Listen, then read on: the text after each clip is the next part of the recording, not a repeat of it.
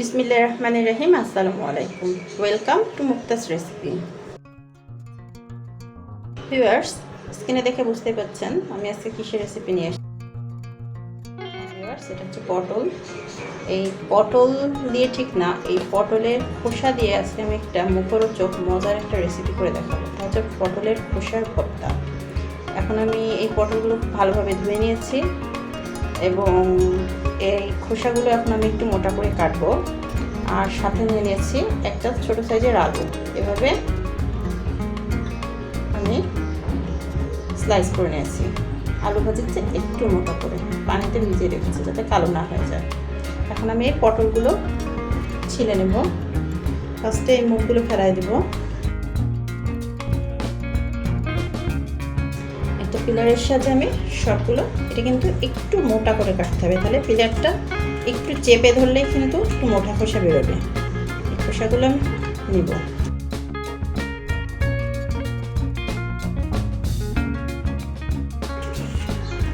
অনেক সময় মাছ মাংস খেতে আর ভালো লাগে না, তখন যদি মুখরোচক কিছু ভর্তার আইটেম পাওয়া যায় তাহলে কিন্তু মন্দ হয় না। এক থাল ভাত নিমিশেই খাওয়া যায়। তো সবগুলো সেরকম খোসাগুলো দিয়ে আমি আজকে ভর্তা তৈরি করব। আর এই পটলটা দিয়ে আমি আর একটা রেসিপি তৈরি করব, সেটা আপনাদের আমি দেখাবো পরবর্তীতে। তো চলুন ভিউয়ার্স, এখন এগুলো আমি খুব ভালোভাবে ধুয়ে ওয়াশ করে সেদ্ধ দেবো। আমি ফিরছি ওয়াশ করার পর। তো ভিউয়ার্স, চুলায় একটা ছোটো পাত্র বসিয়ে নিলাম এবং এর মধ্যে এখন আমি পটলের খোসাগুলো সব দিয়ে দিচ্ছি।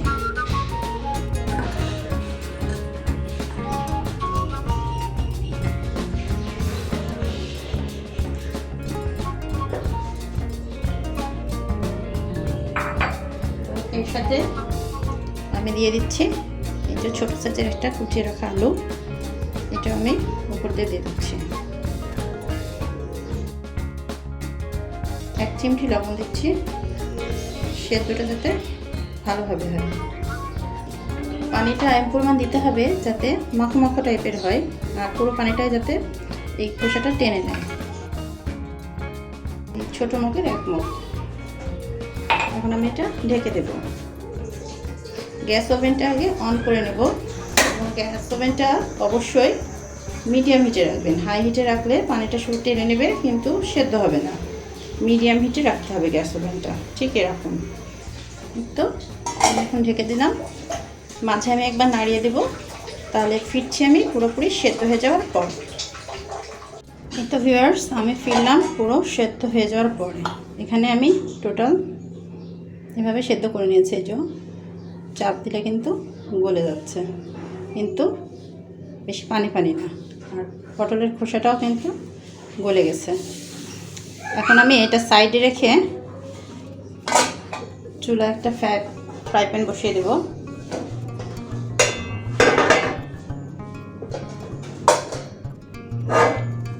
দিয়ে আবার আমি গ্যাস ওভেনটা অন করে দেব। এখন আমি এখানে নিয়েছি কাঁচা ঝাল, কিছু রসুন কুচি এবং পেঁয়াজ কুচি। কাঁচা ঝাল কম দিয়েছি কারণ আমি ঝাল কম পছন্দ করি। আপনাদের ইচ্ছা হলে এখানে ঝালের পরিমাণ বাড়িয়ে দিতে পারেন। ফার্স্টে রসুনটা একটু ভেজে নেব, দেন কাঁচামরিচ আর পেঁয়াজ দিয়ে দেবো। এগুলো ভাজা হয়ে গেলে, এগুলো 80% ভাজবো। ভাজা হয়ে গেলে আমি সব একসাথে বাটবো। এটা ব্লেন্ড করলে কিন্তু আসল স্বাদটা পাওয়া যাবে না, বেটে করলেই বেশি মজা। তখন আমি এখন তেল দিয়ে দেবো। ভিউয়ার্স, এক্ষেত্রে অবশ্যই কিন্তু সরিষার তেল ইউজ করবেন। আমি এখানে সরিষার তেল নিচ্ছি। এটা ভাজার জন্য যতটুকু পরিমাণ লাগে সেই পরিমাণ, বেশি তেলের দরকার নাই।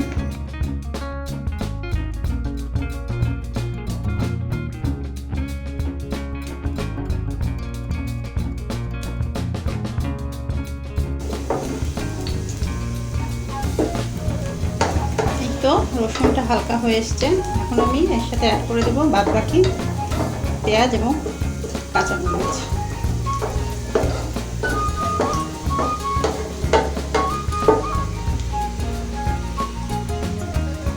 কাঁচামরিচটা আস্ত অবস্থায় দেবেন না, এটা ছিটবে। এভাবে একটু ভেঙে নিতে হবে।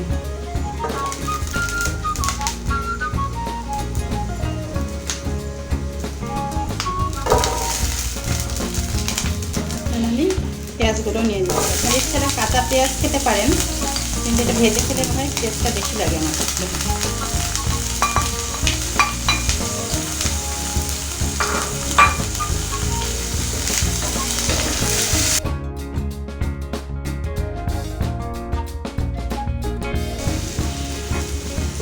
হালকা একটু ব্রাউন কালার করে নেব।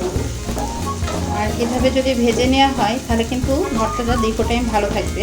আর কাঁচা অবস্থায় খেয়ে নিতে হবে, ওটা বেশিক্ষণ ভালো থাকে না, যেহেতু কাঁচা পেঁয়াজ, তাই নষ্ট হয়ে যাওয়ার সম্ভাবনাই বেশি। গরম ভাতে এরকম যদি ভর্তা পাওয়া যায় তাহলে কিন্তু একদম জমে যায়, আর কিছুই লাগে না এতে।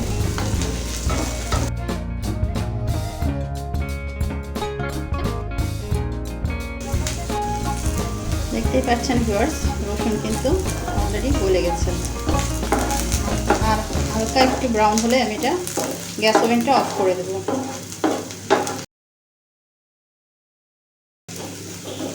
এই তো ভাজা কমপ্লিট, আমি এখন গ্যাস ওভেনটা অফ করে দিচ্ছি। এখন এটা একটু ঠান্ডা হতে ওইদিকে আমি সেদ্ধ করে রাখলাম পটলের খোসা আলু, সেটা আগে আমি শিলপাটায় বেটে নেব, দেন আমি এটা বাটবো। এটা একটু ঠান্ডা হয়নি ততক্ষণে। এই তো এখন আমি এগুলো শিলে নিয়ে নিচ্ছি।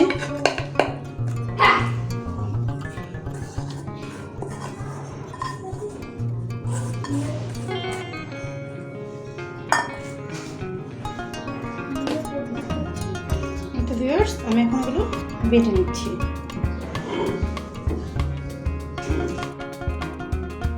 ফিরছি পুরো বাটার পর। এই তো পটলের খোসার আলু বাটা কমপ্লিট। পেঁয়াজ মরিচটা রসুনটা এর সাথে অ্যাড করবো, এটাও বেটে ফেলাবো। এটা পুরো মিশ করে দেবো না, হালকা বাটলেই হবে, একটু জাস্ট এক বাটা দিলেই হয়ে যাবে।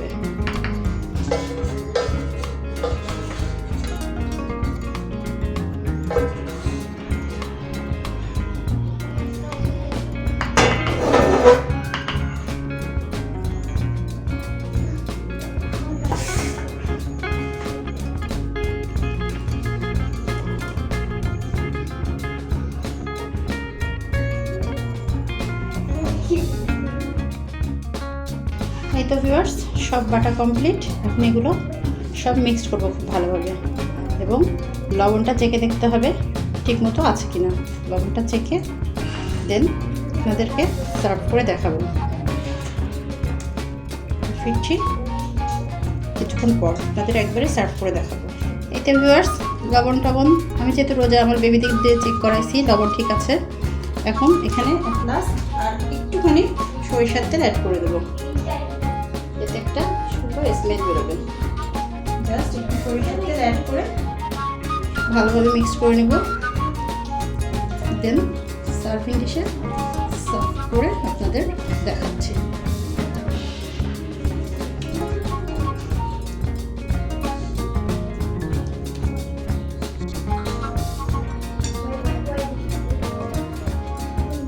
এই তো ভিউয়ার্স, হয়ে গেল অসম্ভব মজার একটা ভর্তার রেসিপি। যারা এখনো পর্যন্ত এই ভর্তার রেসিপিটা ট্রাই করেননি, তারা একবার হলেও এই ভর্তাটা বাসায় ট্রাই করে দেখতে পারেন। ইনশাআল্লাহ কেউ নারাজ হবেন না, খুব ভালো লাগবে। তো ভিউয়ার্স, প্রথম থেকে আমার ভিডিওটি দেখার জন্য আপনাদের অসংখ্য ধন্যবাদ। আমার রেসিপিটি যদি আপনাদের ভালো লেগে থাকে তাহলে অবশ্যই একটি লাইক দিয়ে সাবস্ক্রাইব করে পাশে থাকবেন। পাশে থাকা বেল আইকনটির অল নোটিফিকেশান অপশনটি প্রেস করে দেবেন এবং আপনাদের ফ্রেন্ডস ও ফ্যামিলির মাঝে শেয়ার করে দেবেন। তাহলে ভিউয়ার্স, আজ এই পর্যন্তই। সবাই ভালো থাকুন, সুস্থ থাকুন।